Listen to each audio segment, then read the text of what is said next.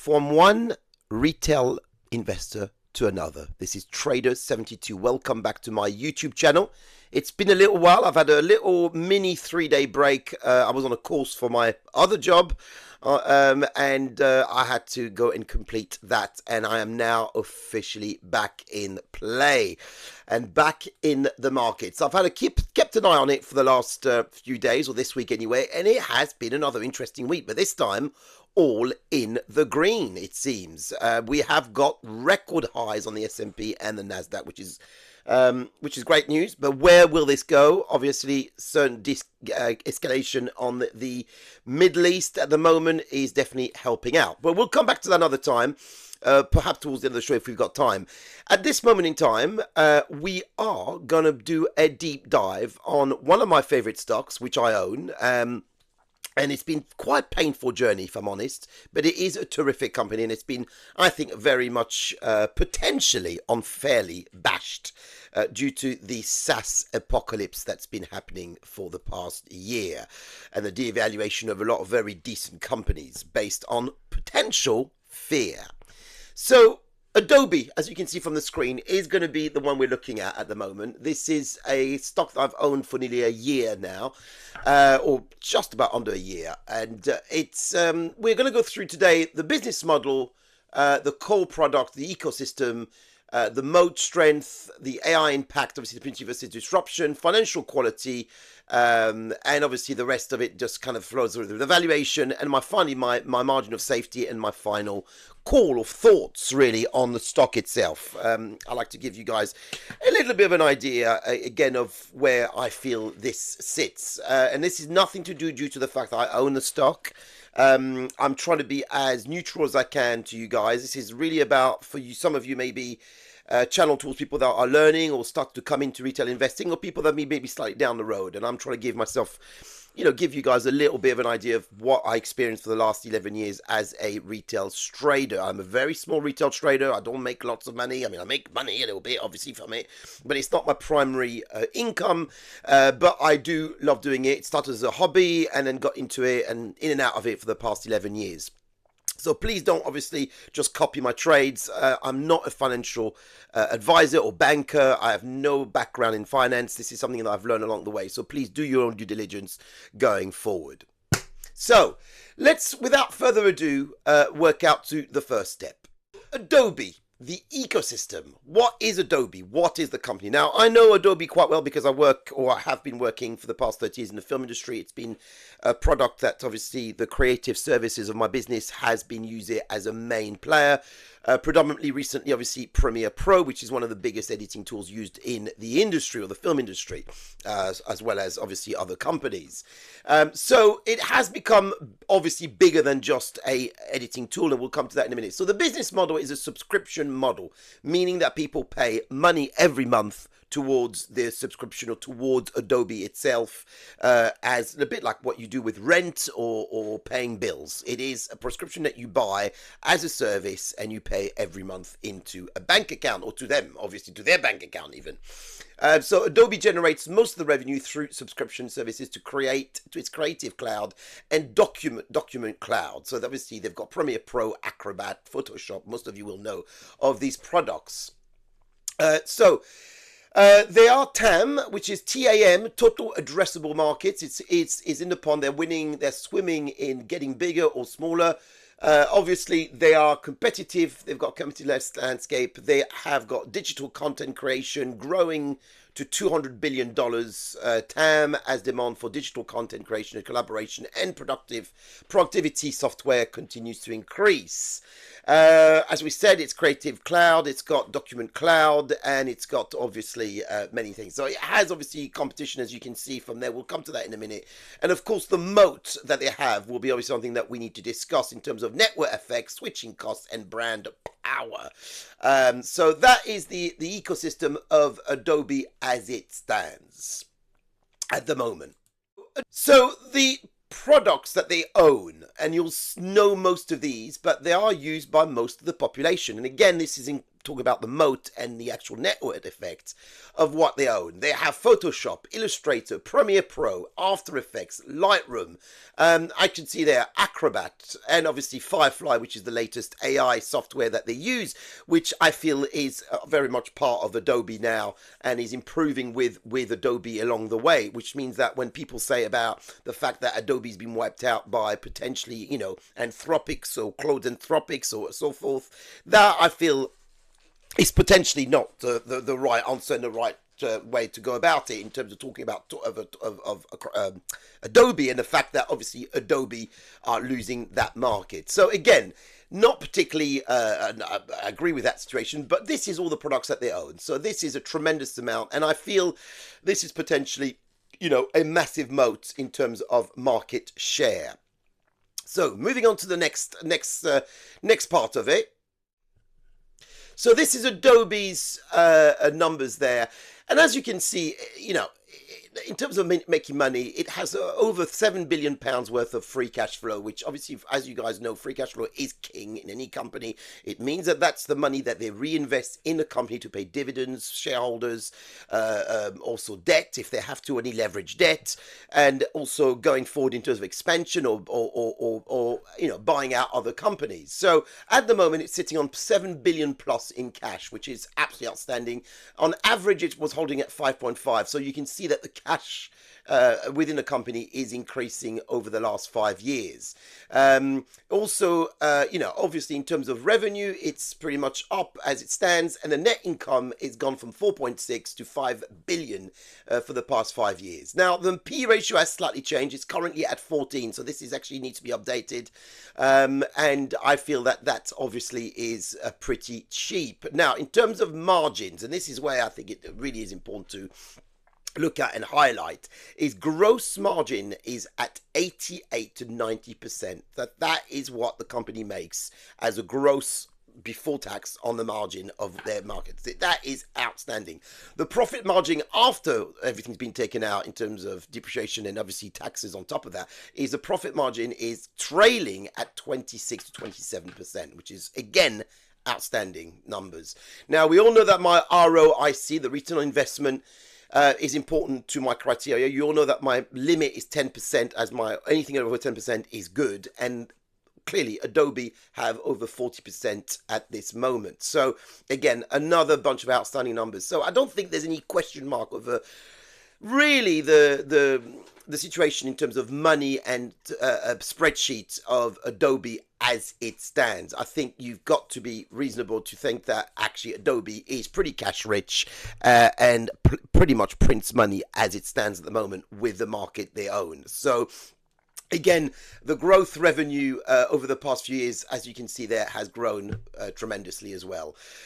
And also the beauty of really Adobe is that it has no debt practically. So again, this is something that you guys must consider, that the less the company's leverage, the better it is in terms of shape. So right now, based on numbers, and we're just looking at the numbers here, I cannot see any weakness as yet due to this AI revolution that's happening, which is destroying a lot of the SaaS companies, which I did actually a video on recently in the last few weeks, which some of you actually obviously liked and saw.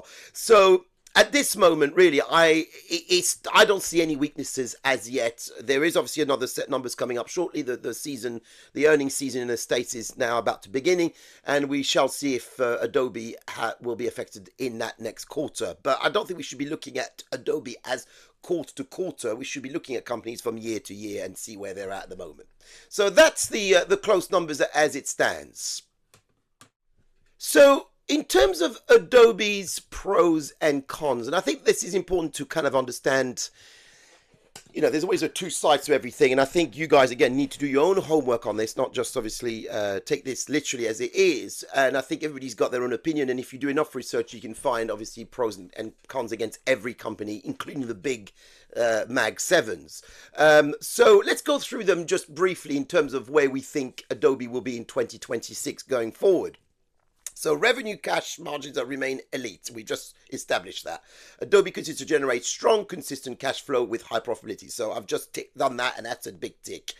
Powerful moat, we just mentioned, Photoshop, Premiere, Pro, Acrobat is absolutely switching the cost, and I think at this moment is still king, very much king of that market. Now, yes, there is other companies, we know, eating into their market. Canva, one of them, of course, and amongst others that are looking to nibble at that market, but still, I don't see any evidence of any fallout from there as yet. Now, plus subscription-based model, which obviously guarantees an income, predictable recurring in revenue, creative cloud, documents cloud provides stability and visibility.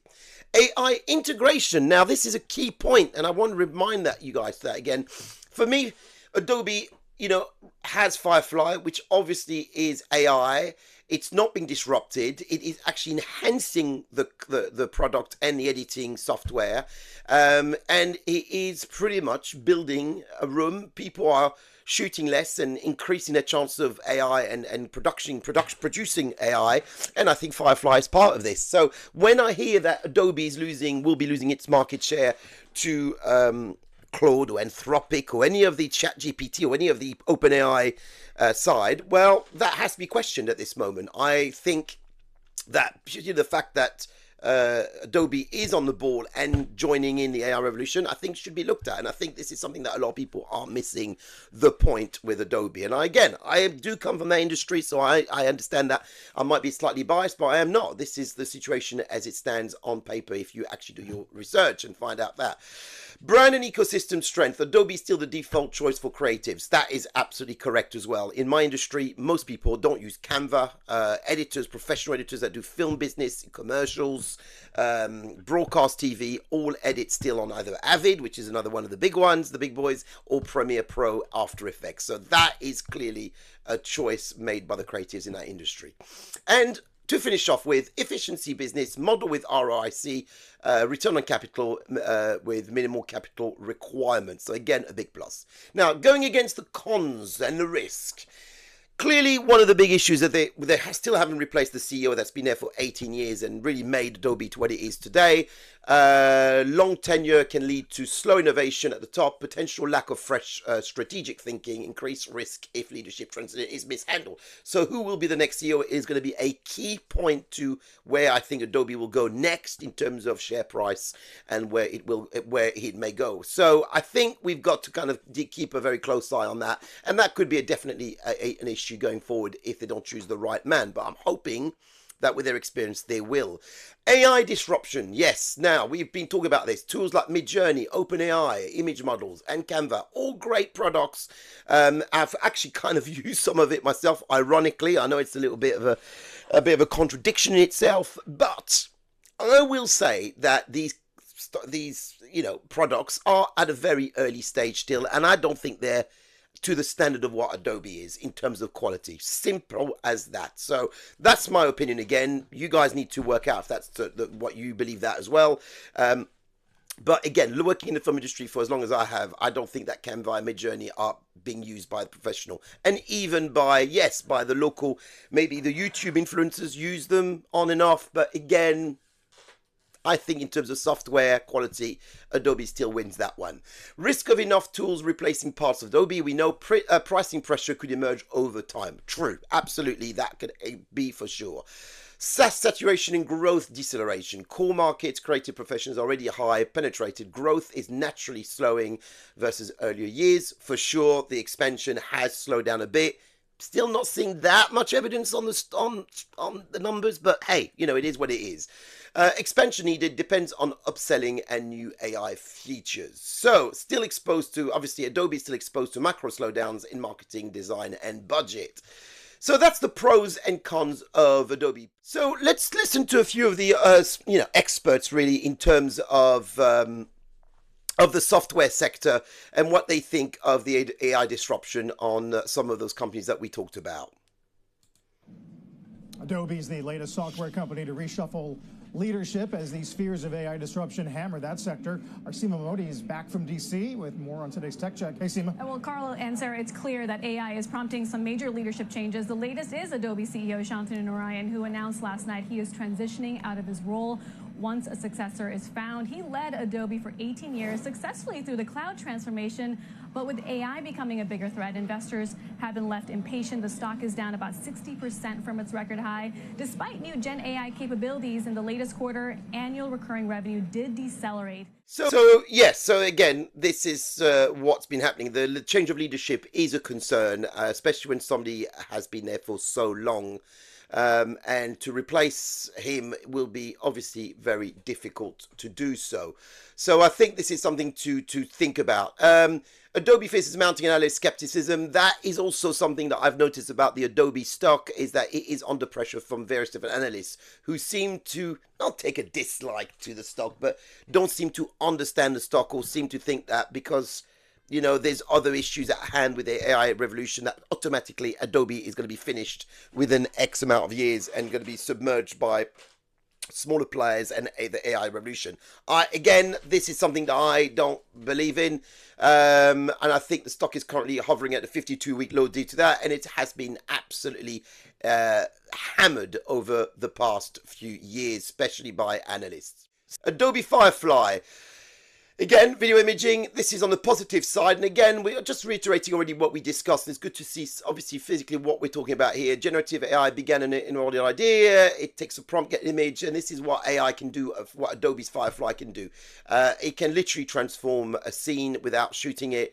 And again, I'm not going to go too much into details about it, but it has an amazing way, and as you can see there's already starts of Firefly here, which is a little video for you guys to have a look at.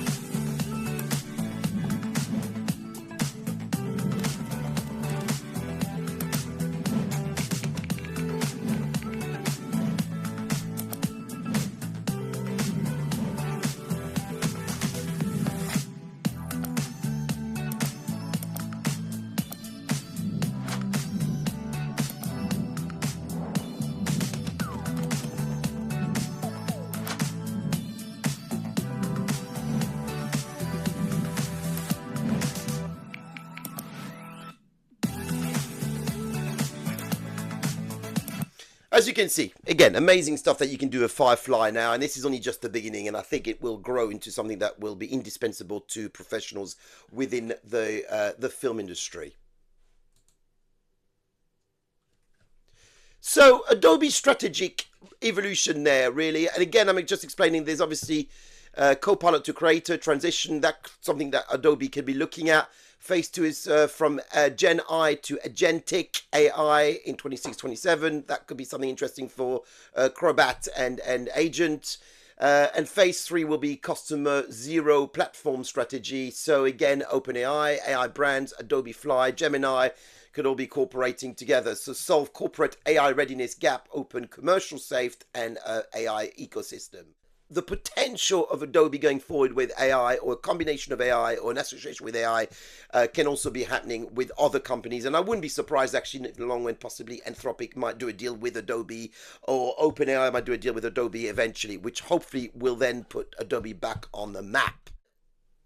So in terms of the actual price, let's get to the actual share price of the company before I do my final thoughts in terms of the company itself.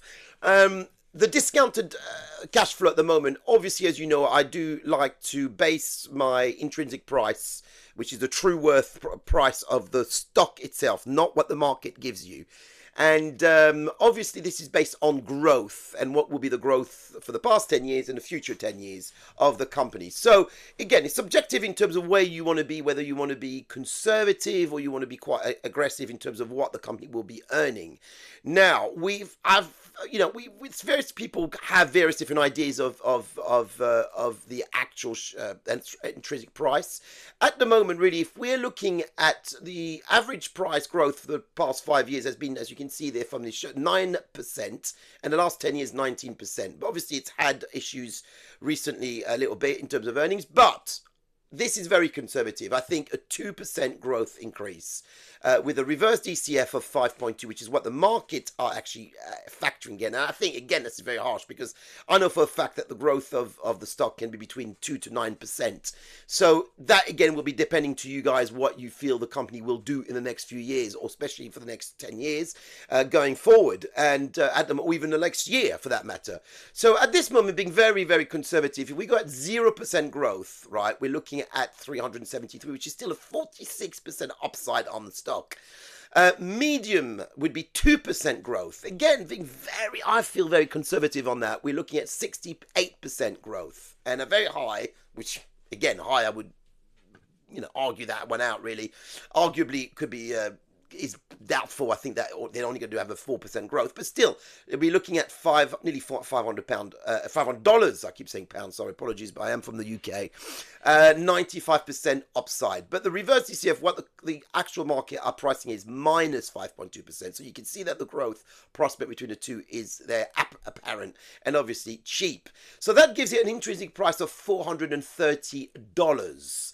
Currently, it's at 251. It's actually quite up at the moment, and from what it was at 235 last week. So that's a margin call of 40%, which is pretty outstanding considering that my threshold start for an MOS, a margin of safety, from the actual intrinsic price starts at 25%. So you're getting currently, guys, a 40% discount on the stock, on the share price, which I think is amazing. So Adobe's share price currently at the moment, as you can see, is at an all-time low. I think it's almost, let's go back to a 3-year low. It's 3 years low, pretty much 5-year low if you look there. And really, not quite a 10-year, but certainly a 5 years. So let's go back to the 1-year chart. It is currently at the moment at 247, 249. I mean, whatever you want to call it at the moment. It is slightly on the rise there, but it shows you the demise of for various different reasons, the SaaS revolution, the hammering from the analysts, and the scaremongering that's going on about Adobe at the moment has really damaged the stock. But there is, let's try to put this back in perspective. The company story is there. The share price is there. Put that together, and it's surely something that you guys need to have a look at. Listen, I'm not saying you should invest. By all means, make your own due diligence. I will repeat this. But I think at this moment, the stock price is on its knees. It is well below its 52-week high. It is a company that prints money, fundamentally strong. So again, you guys got to look at this. Now, have a quick look at the situation in terms of the P ratio is currently at 13.1, which is cheap as chips. Price to book 8.8 times. That's pretty damn good. As you can see there is absolutely no debt in terms of the actual market cap versus the enterprise value. This is actually not up to date now, market cap.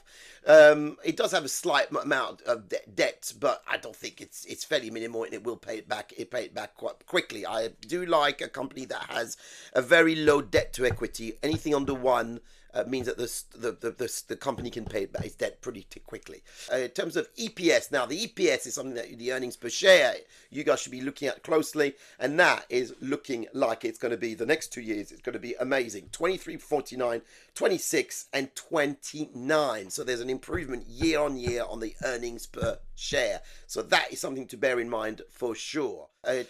So that's currently where the share price is at the moment.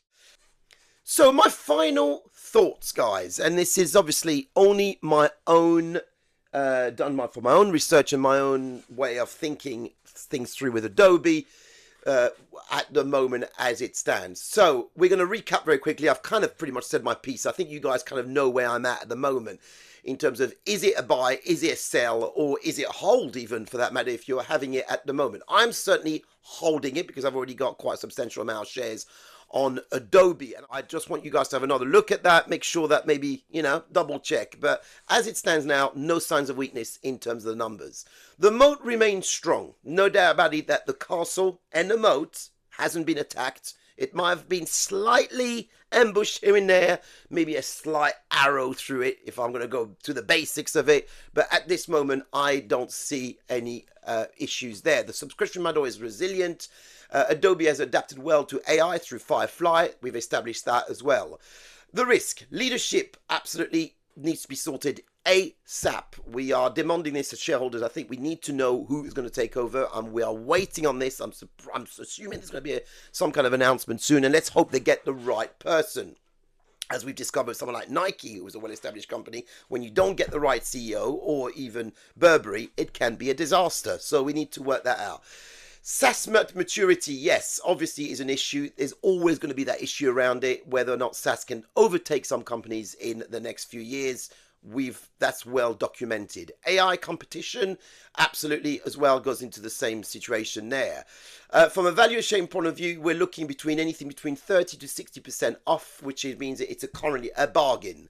It looks like the stock may have bottomed out or close to it. So again, something to look at. So the verdict for me, it's a buy. I think it's a buy all day.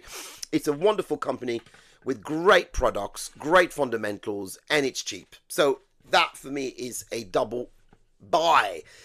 It says cautiously. That's something that obviously you should always be cautious in terms of cautiously, to do your homework and make sure that this company is for you and your portfolio, and does that fit in. It's an elite business, strong moat, AI being integrated, not feared, an attractive valuation. Against it, no longer hyper growth. Yes, every company reaches its peak at some stage or another, but I still think it has a way to go. Execution in AI in the next 3 to 5 years is going to be critical. So again, if they don't get their act together and the wrong man comes up and takes over the company, it could be a disaster. So there's no doubt about it that nobody's infallible. Nobody's just perfect. It's a buy all day. No. So I think from that point of view, you guys should definitely keep an eye on that. So that is my thoughts on Adobe. I think that's where I stand with Adobe, and I think, as a matter of fact, if Adobe was to fall back further to maybe 230, 225, which it has been a few times, I possibly may well buy some more stock. In the comments below what you guys think about this analysis, if that helps or not, and if there's something that you guys might be thinking of doing in terms of investing. But there's plenty of other companies like this that are in the same situation that I feel are unfairly bashed, but they are potentially, some of them might well be bargained for not much longer. So do be aware of other stocks out there that might be in the same situation. But I do feel that out of all of them, and I'm not saying this because I own it, Adobe is possibly one of the strongest that could rebound at some stage. But there again, nothing's ever a guarantee, isn't it, guys? So let's see what happens. So for a little bit of last minute news, whilst we're finishing this off, the last bit of news, the stock market is again at an all-time high. I mean, this is quite an amazing situation. This time last week we were in the red and everybody was lamenting that, the breakdown of the talks in Iran was a big issue. And it seems like there was a massive bound because of the de-escalation between the potential, and I do say the word potential, peace in the Middle East. There are talks going on. They may be going back around the table. And that has boosted the markets massively. So as you can see from the headline here, stocks opened slightly higher after the S&P 500 and NASDAQ hit a record high. So this is where we're at the moment. It is ticked marginally up on the opening today. We'll have a quick look for live as we speak now. S&P rose to 0.8, but let's have a quick look first and foremost at the current market. Now, actually, the market is currently in the red. It has gone slightly backwards. I've been in the green on Uber for most of the last few days, believe it or not, guys. It has retreated a tad though since I last looked at it. I was expecting that. Even my Visa position is up at the moment, so we'll come to that in a minute. But in terms of the markets, it looks like it's taking a bit of a breather, maybe possibly a bit of profit taking, especially after 2 days of huge boost. Let's have a quick look at the chart for the US 30, which is the equivalent of the S&P 500. And as you can see there was a huge bounce on the 50-day moving average, and it has obviously bounced back quite substantially since. So it's probably taking a little bit of a breather. But looking at the momentum there, it does look like it's a massive tick up on the Stoich. Still a little bit of selling, overselling on the MACD, but potentially that could change. If both go in hand, we could see a further up to the 50,000 mark there. So just to finish off, my current check up on my portfolio, which I like to do, give you guys a bit of an update to show you that it's not all millionaire city with retail investing, that there is a lot of losses and reds and very minimal amounts. But as you can see there, at the moment, I am about £212 up on Uber at the moment. Again, I didn't put a huge amount, but I did do a top up last week, which I'm not sure if I let you guys know, but I bought again at 71. So I've got two tranches there, two position. One that I bought at 71.65, the original position, and then I bought another part at 70.18, which is a great price. And again, Uber being 50% discount. Believe it or not, yes, Uber is 50% discount. Now, there's been reasons why Uber's gone up. They've invested $10 billion into building a fleet of robo-taxis, which you guys might be aware of. Yesterday was a big headline, and that popped the share price quite a bit. It has actually retreated slightly at the moment. I was actually 250 quid up at one stage on that stock, and it has gone back about 30 quid, but it's no big deal. Looks like Visa might be going out. Visa, I might well get out Visa and buy it at a cheaper price, because I've put a stop loss at 314, which is where I bought it, an entry point. And I know Visa's been struggling to get back up to 314 where I initially bought it. I believe Visa is probably a better entry point around the 300 to 305 mark. Again, at 27% discount of its intrinsic price. So definitely a bargain. But, I might as well just keep it live until it goes out and possibly goes down. So we'll see what happens there. Crude oil position, still waiting. It was doing very well, but it looks like it's gone backwards. So something's obviously happened since then. You guys maybe need to have a look at it if you own a bit of crude oil.